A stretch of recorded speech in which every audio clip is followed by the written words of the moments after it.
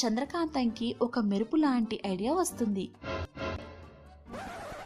ఖాళీ పాల క్యాన్తో ఇంటికి వెళ్తూ, వీళ్ళందరూ నా జడ చూసి మంత్రముగ్ధులవుతున్నారు, ఎంత ఖర్చైనా పర్వాలేదు అంటున్నారు.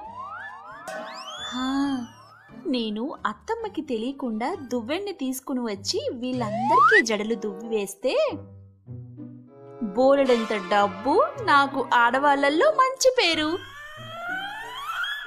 ఒకే దెబ్బకి 2 పిట్టలు